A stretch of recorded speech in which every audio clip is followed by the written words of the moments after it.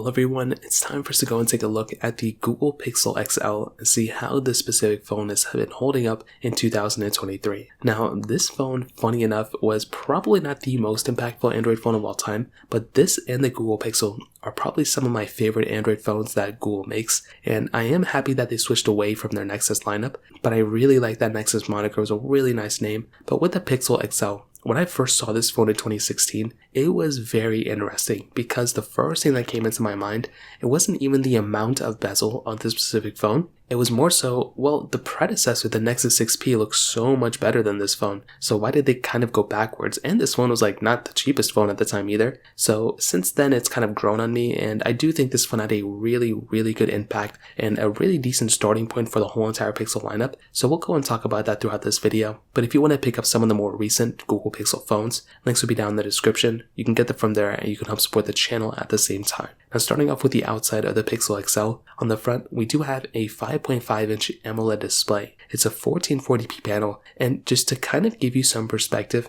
this is, it's a big phone for sure. It's definitely not a small phone, but this was the XL. This was the big model of 2016. And what's crazy is that screen size 5.5 inches. I mean, the iPhone 14 has a 6.1-inch display. The Pixel 6a's display, I think, is bigger than this thing. So it's super crazy that a phone from, 7 years ago with the Pixel XL, it had an XL moniker, but the screen size is like even smaller than some of the smallest phones we have nowadays. So that's always something that kind of, is so funny to me. And the main reason for that is because one, this display was actually pretty big, but two, you have pretty thick bezels around this phone. So you have a massive bezel on the bottom and on the top. And another thing that kind of I didn't like too much about this phone was that they removed the front-facing speaker that we had on the Nexus 6P and the Nexus 5X. That was a really nice thing, and that made a lot of sense for the bezel. With the Pixel XL, it made no sense for them to leave this amount of bezel on this type of phone. With the Pixel 2 XL and the Pixel 2, they did end up fixing that. But I guess since they listened, it's not a big deal, but that was honestly a really weird thing that happened here. So hopefully they never do something like this again. I really doubt it, but that was a very, very funny thing that ended up happening there. On the bottom, we have our USB-C port, which is great. We had a headphone jack on this phone too, which was honestly very surprising that they kept it. By this point, I mean, the 2016 phone, the iPhone 7 Plus,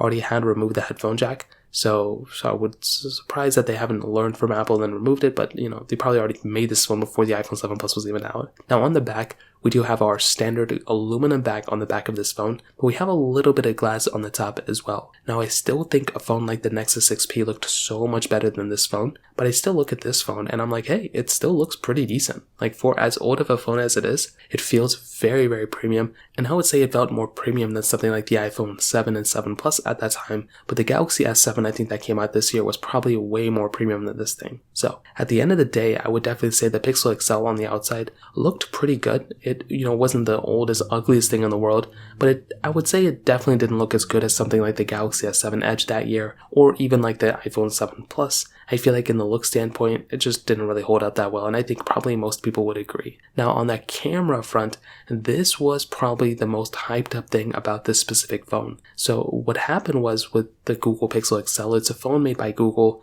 Google makes the software for the most part of this phone too. So what Google ended up doing was they ended up increasing and just focusing on the camera like crazy on this specific lineup. And I think they tried doing that with the Nexus 6P, and that honestly had a pretty decent camera too, but what happened was that phone had a massive hardware problem, and people kind of forget about that phone. But that phone had a pretty decent camera too. So with the Pixel XL, it was a rebrand, and Google was able to go ahead and kind of make their phone camera stand out above the rest, and they did a great job. I remember hearing so many times in 2016, even going into 2017, that the Pixel XL had the best camera on any smartphone of that time. And I still think, maybe that was kind of overblown. I feel like Samsung did a great job that year too, and especially with Apple, they had the dual camera setup for the first time on their iPhones. That was a really big deal in my opinion. So with this phone, I mean, it definitely had a really good camera. Was it the best? I don't know, maybe. So with this phone, you had a 12.3 megapixel camera on the back. It doesn't really say if it's wide or whatever. And you have an 8 megapixel front-facing camera. Now you can do 4K at 30 on the back. You can do 1080p at 30 on the front. A lot of phones weren't really doing 4K at 60, so I guess it's okay if it couldn't do it here. But definitely with a phone like the Pixel XL, this was a very solid camera. It had very good software enhancements. It could pretty much, improve all your photos within it. And Google was making a lot of improvements within Google Photos as well. And they were able to make those photos, look even better with just a click of a button. So I definitely do think the camera here looked very good. Was it perfect? I mean, not really, but it was a very good camera at the end of the day. So from that perspective, it gets a thumbs up for me as well. Now in the software and the longevity portion, the software is one of the biggest reasons why people pick up a Pixel, in general. But the thing with the Pixel XL is it's been unsupported with software for quite a bit of time. On top of that, I mean, you're not really going to be getting, any more software updates. You can custom ROM this thing if you want to. But even at that point, I wouldn't even recommend doing that. I just probably would recommend just buying your own phone and then but just buying the latest one that's still supported with software. That might make a little bit more sense for me to recommend to people. Custom ROMing phones like this, I mean, it's great from the software aspect, but you're still going to be getting a, old camera, an old display, an older type of body. So you can't really change those things. So because of that, it just makes more sense to buy something like a Pixel 5 or like a Pixel 6, in the used market. That would make a lot more sense to buying this phone in my opinion right now.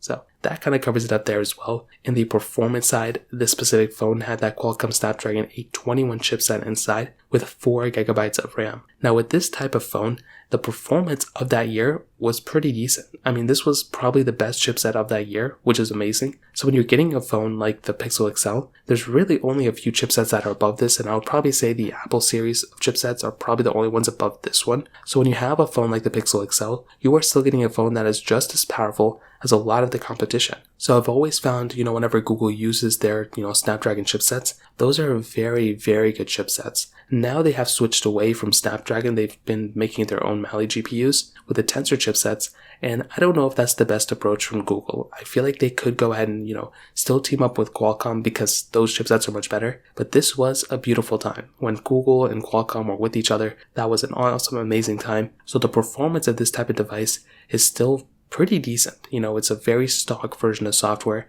so there's not a lot of crazy bloatware going on with this phone either. So that was one of the biggest assets here. It had a very decent chipset, it had a good amount of RAM, and it was stock software, so it didn't have a lot of bloatware. So people were able to get pretty good performance from this phone, and in my opinion, it was pretty much the same thing here too, which was honestly very cool. So at the end of the day, the Pixel XL, in my opinion, was a very, very good phone. It brought a lot to the table, and it was a very minimalistic phone at heart, but I think this is exactly what Google needed during that time. So you were getting on this phone at that moment in 2016, a very good display, very decent, very good build quality. You were just getting a lot of bezel on it, which didn't look that great. You're getting very good camera, very good performance, and very good piece of software that was still going to be supported for many, many years.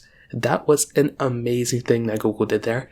And that in and of itself really rebranded the whole entire Google phone, because before they were phones that were cheap and didn't really have a good camera, but they were stock software. Now they were phones that were a little bit more expensive, but you were getting really good power, you were getting a very good display for the most part, and you were also getting very good cameras. So it's funny how they kind of switched that. Now they're kind of in this middle ground area. I think they're going to improve from it from here. But I will definitely tell you, the Google Pixel XL holds up very, very well, when it first came out. Nowadays, it doesn't really make any sense to buy it, and I'd probably recommend buying something like a Pixel 6a, Pixel 5a over this phone in my opinion. So that pretty much covers it up. If you have any other thoughts or questions, let me know in the comment section below. Hit the like button, that will mean so much, but definitely hit that subscribe button. More importantly than everything else, I love every single one of you guys. Hopefully I'll catch you guys in the next video. Peace out till then.